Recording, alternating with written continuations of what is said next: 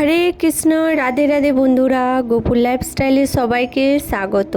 বন্ধুরা, তোমরা যদি তোমাদের লাড্ডু গোপালের প্রাণ প্রতিষ্ঠা না করে থাকো, আমি 3টি জিনিস বলবো, যেটা করে লাড্ডু গোপালকে তোমরা কিন্তু জাগ্রত করতে পারবে। যাদের লাড্ডু গোপাল জাগ্রত নয়, তারা কিছু বুঝতে পারছো না, বা তারা কিন্তু খুব সহজে প্রাণ প্রতিষ্ঠা করতে পারবে। বিগ্রহে প্রাণ প্রতিষ্ঠা করে তোমরা কিন্তু বিগ্রহে প্রাণ আনতে পারবে। সবার আগে লাড্ডু গোপাল আছে যাদের, তারা কিন্তু রাধে রাধে বলবে। আর যারা লাড্ডু গোপালকে প্রাণ প্রতিষ্ঠা করোনি এখনও, তারা কিন্তু কমেন্টে জানাবে। এমনিতেও এই নিয়মটা সবাই করতে পারবে।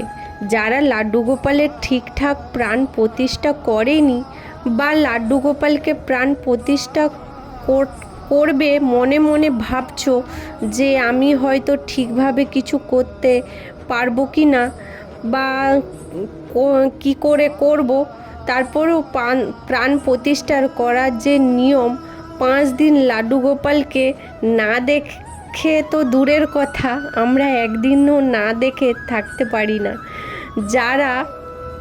আমরা কিন্তু লাড্ডু গোপালের সেবা করতে আরম্ভ করে দিই।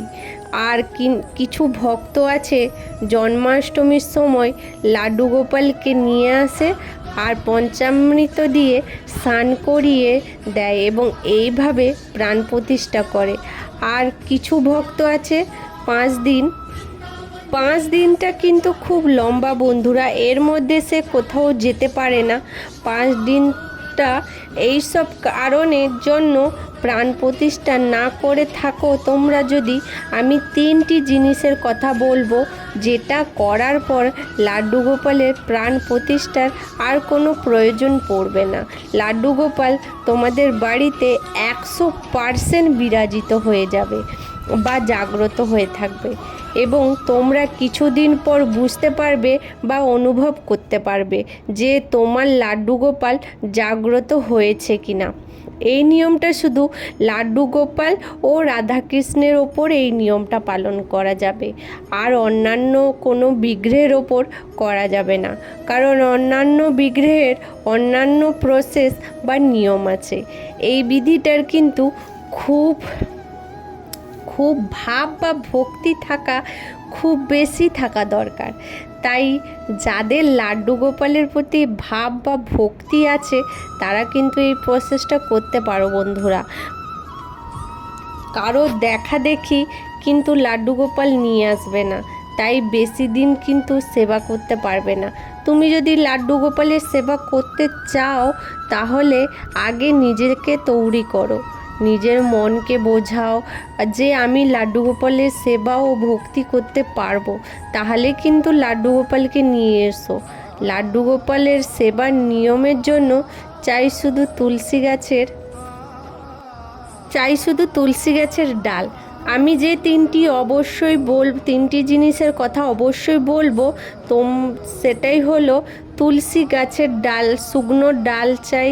এবং তোমাদের বাড়িতে যদি না থাকে, তাহলে কারোর বাড়ি থেকে নিয়ে আসতে পারো বন্ধুরা, বা কাছাকাছি যদি কোনো মন্দির থাকে সেখান থেকে নিয়ে আসতে পারো। প্রথমে লাড্ডু গোপালকে বাড়িতে নিয়ে আসার পর তোমরা কিন্তু পঞ্চামৃত দিয়েই স্নান করাবে, এবং মাত্র 3টি নিয়মে তোমরা কিন্তু গোপাল সোনাকে জাগ্রত করতে পারবে। প্রথম নিয়মটি হলো, প্রথমে বস্ত্র, ভোগ ও আরতি। প্রথমে বলি বস্ত্র। প্রথমে তোমরা যেদিন লাড্ডু গোপালকে বাড়িতে নিয়ে আসছো, লাড্ডু গোপালের বস্ত্র, বা আমরা লাড্ডু গোপালের বস্ত্রের দিকে কিন্তু খুবই ধ্যান দিই। আমরা গোপালের জন্য নতুন জামা কিনতে যাই, বা কিন্তু তোমরা যদি নিজের হাতে লাড্ডু গোপালের জামা বানিয়ে দাও, এতে কিন্তু লাড্ডু গোপাল বেশিই খুশি হবে। তোমরা তৈরি করতে যদি না পারো, তাহলে তোমরা কিন্তু ইউটিউব দেখে নিতে পারো, সেখানে কিন্তু অনেক রকম প্রসেসে জামা তৈরি করার ভিডিও থাকে, সেগুলো থেকে তোমরা একটা জামা বানিয়েই দিতে পারো। আর যদি না পারো বন্ধুরা, তাহলে একটা সিম্পল জামা কিনে আনবে। আর এখন কিন্তু অনেক মেটেরিয়াল বেরিয়েছে, সেগুলো কিনে নিয়ে এসে তোমরা জামার ওপরে ডিজাইন করতে পারো। এতে কিন্তু দেখবে তোমাদের লাড্ডু গোপাল বা রাধাকৃষ্ণ খুবই খুশি হবে। আর দ্বিতীয়টি হলো ভোগ। এই যে ভোগের কথা বলবো, ভোগটা কিন্তু খুবই গুরুত্বপূর্ণ। ভোগটা হলো তোমরা নিজের হাতে করে ভোগটা বানিয়ে দেবে লাড্ডু গোপালকে বা রাধাকৃষ্ণকে। যদি এই নিজের হাতে বানিয়ে দাও, তাহলে কিন্তু গোপাল সোনা বা রাধাকৃষ্ণ খুবই খুশি হয়ে যায়। আর শাস্ত্রে আছে যে এই রকমভাবে ভোগ রান্না করে দিলে 1000 গুণ খুশি হয় লাড্ডু গোপাল ও রাধাকৃষ্ণ, আর বিষ্ণু 1000 গুণ খুশি হয়ে যায় এই রকমভাবে ভোগ রান্না করে দিলে। সেই ভোগটা তোমরা কিভাবে রান্না করবে, বাড়িতে একটা ছোট্ট মাটির উনুন তৈরি করবে, সেই উনুনে লাড্ডু গোপালের জন্য ভোগ রান্না করবে। যদি উনুন না করতে পারো, তাহলে 3টে ইঁট দিয়ে তোমরা কিন্তু সহজেই উনুন তৈরি করে নিতে পারো। আমাদের কিন্তু ইচ্ছে করে যে লাড্ডু গোপালকে অনেক রকমের ভোগ রান্না করে দেব, কিন্তু সেটা তো সম্ভব হয়ে ওঠে না। তোমাদের কিন্তু তুলসী কাঠ জেলে রান্না করতে হবে, কিন্তু এত তুলসী কাঠ কোথায় পাবো? তাই খুব শর্টকাটে যে রান্না হয় সেটাই করুন। গোপাল সোনাকে ভোগ দিতে হবে, কী জিনিসে শর্টকাটে রান্না করতে পারবে তোমরা মাখানার পায়েস দিতে পারো, এটা কিন্তু খুব সহজে রান্না হয়ে যায়। বা সুজির হালুয়া বা সিমাইয়ের পায়েস করে দিতে পারো, এগুলো কিন্তু খুব সহজেই রান্না হয়ে যায় বা শর্টকাটে হয়ে যায়। যে কোনো একটা ভোগ এইভাবেই রান্না করে দিলে লাড্ডু গোপাল কিন্তু খুবই সন্তুষ্ট হয়ে যায়। বললাম না, শাস্ত্রে লেখা আছে। আর যারা তুলসী কাঠ জোগাড় করতে পারছো না বা পারবে না, তারা কি ভোগ দিতে পারবে না? না, তা কিন্তু একদম নয়। তোমাদের বাড়িতে যে তুলসী মহারানী আছে, তাকে জানিয়ে একটা তুলসীর ডাল নিয়ে আসবে, তারপর সেটাকে শুকিয়ে রেখে দেবে।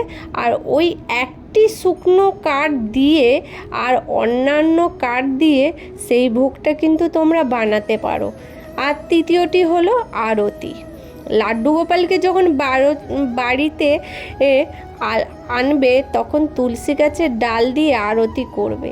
তুলসী গাছের ডাল দিয়ে আরতি করলে ভগবান কিন্তু অনেক গুণ খুশি হয়ে যায়। তুলসী গাছের ডালের ওপর তুলোর সলতে লাগাবে, তারপর ঘি দিয়ে ওইটা দিয়ে আরতি করবে। যখন গোপাল সোনাকে বাড়িতে আনবে, প্রথমে তুলসী গাছের ডাল দিয়ে এইভাবেই আরতি করবে, আর তারপর ভোগ দিয়ে এইভাবে তারপর আরতি করবে। আবার ওইভাবেই করবে। আর দামোদর মাসে কিন্তু আমরা জানি এই মাসটা খুবই একটি পবিত্র মাস। এই মাসে যা কর্ম করি কেন না, ভগবান আমাদেরকে কিন্তু ডবল অনেক গুণ ফেরত দেয়। আর এই দামোদর মাসে আমরা কিন্তু তুলসী কাঠ দিয়ে আরতি করি, আর এইটা কিন্তু অনেকেই করে। আর যারা গোপালের প্রাণ প্রতিষ্ঠা করছো, তারা কিন্তু করতে পারো, বা অন্যরাও কিন্তু করতে পারে। এবং আমরা যারা গোপাল সেবা করি, আমরাও মাঝে মধ্যে করতে পারি। এতে কিন্তু গোপাল সোনা খুবই সন্তুষ্ট হন ও খুবই খুশি হয়। গোপাল সোনা যত খুশি থাকবে, তত কিন্তু আমাদের সংসার আনন্দে থাকবে, বা আমাদের সংসার কিন্তু খুব ঝলমল করতে থাকবে, সুখ স্বাচ্ছন্দ্যে কিন্তু ভরে উঠবে। বাড়ির উন্নতি কিন্তু খুব ভালো হবে। তোমরা কিন্তু একাদশী বা পূর্ণিমাতে এইভাবে করতে পারো বন্ধুরা। তাহলে চলো বন্ধুরা, ভিডিওটা এখানেই শেষ করছি। আর ভিডিওটা ভালো লাগলে অবশ্যই কিন্তু আমার চ্যানেলটা সাবস্ক্রাইব করে পাশে থাকবেন, ও একটা কমেন্ট ও একটা লাইক করলে আমাকে কিন্তু আরও নতুন নতুন এরকম ভিডিও বানাতে উৎসাহিত করে। রাধে রাধে বন্ধুরা।